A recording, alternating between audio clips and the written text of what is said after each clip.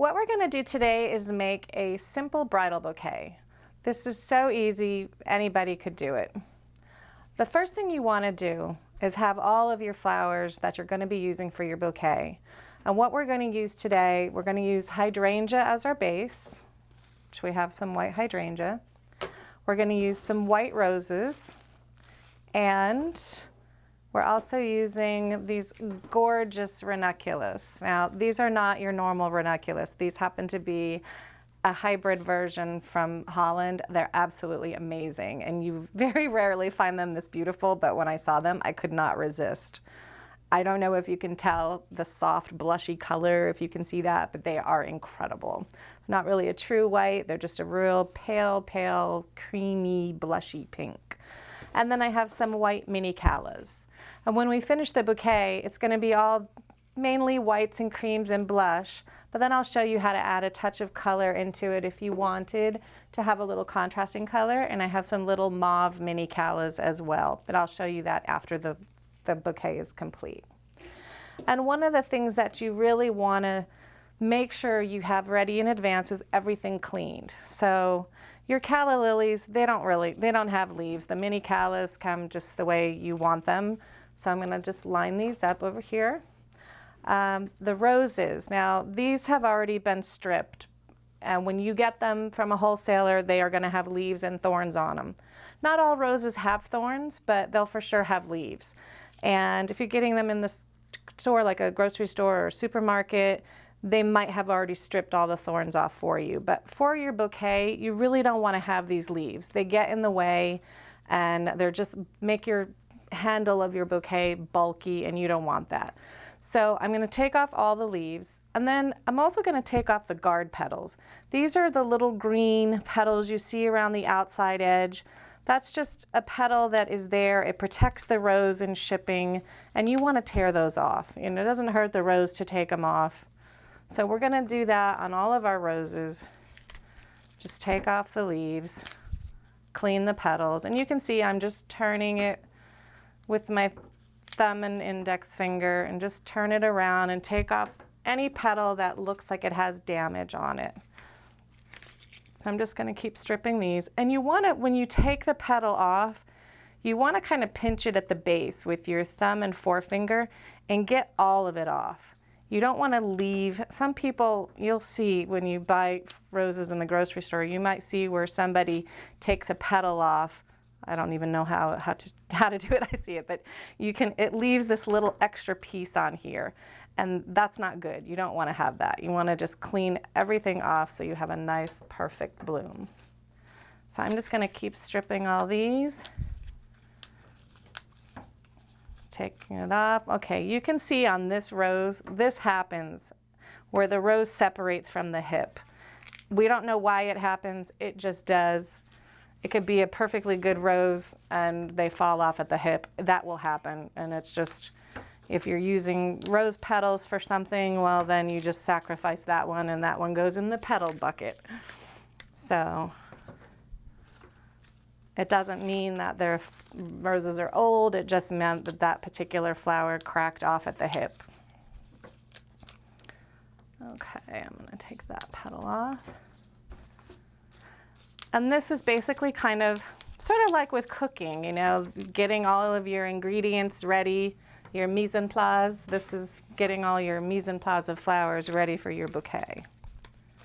And you'll find it goes much faster and easier making your bouquet if you have all of this done ahead of time. It's super important, especially with a wedding. You want to be organized with your time. And you can see what I just did on that rose. As you go through and clean the outside petals, take a look at it from down in the top, because you might see a petal on the inside, like this one here has a little brown spot on it. I'm going to pluck that one out. And you just take those off. Now I'm going to leave maybe 3 roses with the leaves on for my outside edge of my bouquet. I may end up pulling them off in the end, I don't know, but until I get started, I'm not sure, and I'll just wait until I'm finished assembling the bouquet to decide whether I keep those or not. But I'll leave those on, just like 3 or 4 roses, I'll keep that. So those are ready. My roses are ready. Hydrangea also comes with leaves on it. I'm going to take that off because I don't want to have that greenery getting in my way as I assemble the bouquet, and they will get in the way. So you just want to pluck those off. You can use little scissors to do that if your nails aren't strong enough. You know, they really pluck off very easily. And now my ranunculus, I'm going to clean these. And they don't have too many leaves on them, but they do need to be cleaned. And you can also use these little buds. It's not a fully formed flower, but it's a tiny little bud, and sometimes that just adds character to the bouquet when you're putting it together. So you want to hang on to those. If you use them, great. If you don't, you don't. You may not need them in the end. You can decide that as you're putting your bouquet together. But I like to save those. They're just little tiny accents. Kind of break up the sameness of the bouquet if you add the bud in. So I'll save a few buds. Clean those. And as I said, these ranunculus are amazing. It's very rare that you find them that beautiful. But I have really great sources, which you can always find my suppliers on my website and on my Facebook page. So anything that you think you want to order, you can get them from the same place I do. So all that information is available on my page. So I'm going to get rid of all this. You always want to start with a nice clean work surface. You don't want to work in a bunch of junk. Okay, so now that I've got that all ready to go, I have all my different flowers cleaned and ready. So the first thing I'm going to start with is my hydrangea. I'm just going to put these 3 stems in my hand, and you just hold it. Just hold it in a bunch, just like, you know, natural, easy. You don't want to grip it. Don't clench it and squeeze it. Just hold it very lightly in your hand. And I'm just going to start by adding in my roses. This hydrangea kind of gives you your base. And you just start tucking in your roses and make your way through. Just kind of twist it through the blooms of the hydrangea. And you see now, like if you had left the leaves on, you wouldn't be able to do that. It would never get through the hydrangea. So you just keep working your way around. So I kind of started with like one in the center, and then just keep making around, you know, circle. And just keep following that circle around. So I've got that. Now I'm going to put in a few callas, and same thing, you just kind of make your way through the hydrangea and just put them in. And all the time, well, I'm really just holding this with 2 fingers. You want to hold it really lightly, softly. That way you have like air getting between your stems. You don't want to have it so tight and packed and congested.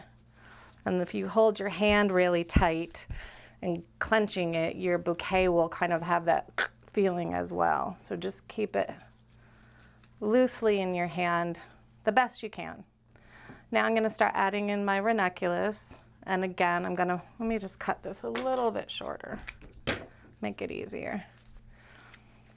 Let's get that through, and you just want to go a little bit in between each bloom. Just kind of twist it, work your way in.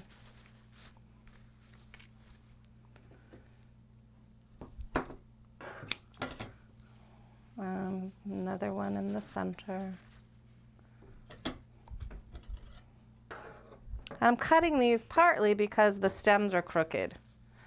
If it's crooked on the bottom, it's going to be hard to get it into your bouquet where you want it. So just cut that crooked part off. You can see on this one, the stem is kind of curved. I'm just cutting that off. So now I'm getting to kind of be towards the outside of my bouquet where I don't have to go through the hydrangea. I can just keep adding the stems in just on the outside. Now keep in mind, ranunculus has a very brittle stem. So you really don't want that to be something you're squeezing down on and putting pressure on. So in the end, when you tie off this bouquet, try to put a rose stem over your ranunculus stem. That way when you tie it off, the thick stem of the rose can take the pressure of the rubber band and the ribbon that you're putting on. So here I'm just getting to the last outer bits. I'm going to add in this rose, and I'm thinking I don't need that leaf, so I'm pulling it off. And then I'm going to do another one here, and just keep making a circle and just keep turning it in your hand. So you might have to make some adjustments just to make sure you have everything where you want. So this is pretty close to being done. I'm going to add in a few more calla lilies in between. And again, you just have to keep tucking that in between the hydrangea blooms, and you'll have to kind of twist it in to work its way down.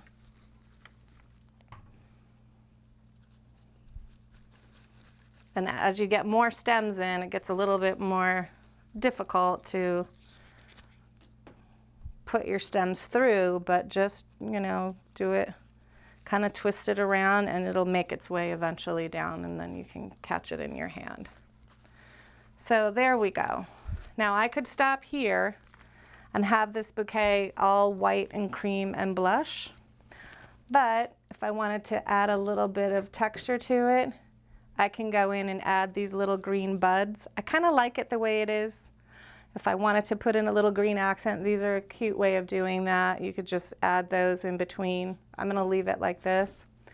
And then if you wanted to have an accent color, let's say your wedding is white and lavender, then I have these little lavender calla lilies, and I just do the same thing. I just take my calla lily stem and kind of work it through and twist it around until it gets through all my other stems, and then I just add in calla lilies. I'm going to finish this off as an all white and cream bouquet, but you see where I'm going with it.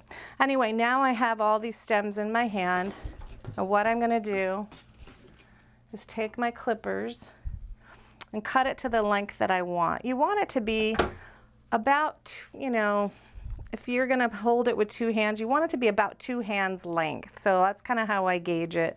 So that means I'm going to cut it off right about here. And just take your clippers, cut them all the same length. And then I just use a rubber band. Some florists, you know, try to wrap tape onto it. It's really hard to hold on to, especially when you're not used to doing it. So I just put a rubber band around a few times. So, you know, just press it up to the top. And that way your stems will all stay together. And if you need to make any adjustments to the stems, you still can. You don't want to make your rubber band so tight that you can't shift things around. But that's pretty good like that. And then now I'm going to show you how to finish it off. And that's really easy.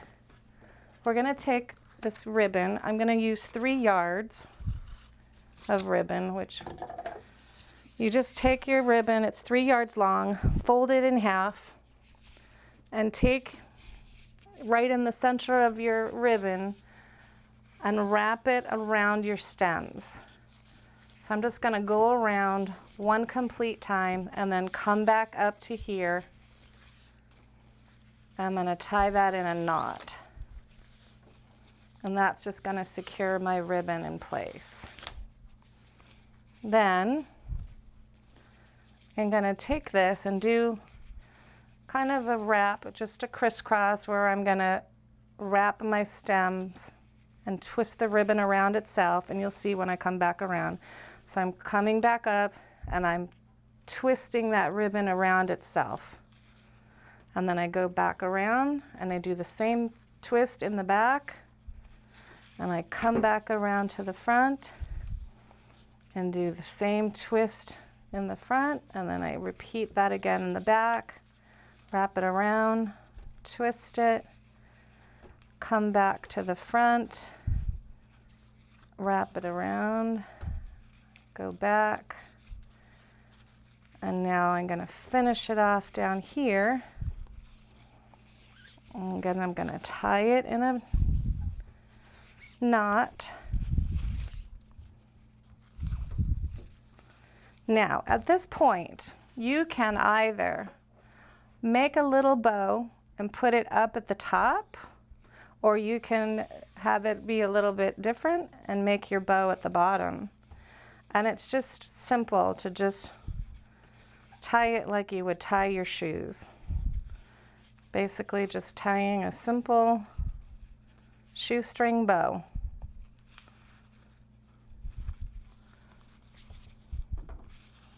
And then I'm going to trim this off at the base. Now, satin ribbon is slippery and it does come undone. So how you want to keep that from happening is to take a pin and put it through your knot. And I'm just using a corsage pin, and this is going to be, you got to work your way in a little bit. And just make sure that you go up at an angle. You want to go up into your stems so that your sharp end of your pin goes into the stems where it's not going to come out and stick you in the back. So you don't want to have that happen. And you can actually go along and put a little pearl pin on all your knots if you want to. Not, you know, you don't have to, but it's just a nice little accent if you wanted to just put a pearl everywhere that your twist is. It's just a little extra finishing touch. And again, if you wanted to put a bow, you could, you know, take some more ribbon and make a bow up here. I kind of like to have the bow at the bottom because your hand is up here where you're carrying the bouquet, and this way you can see that at the base. So there you go, a little bridal bouquet.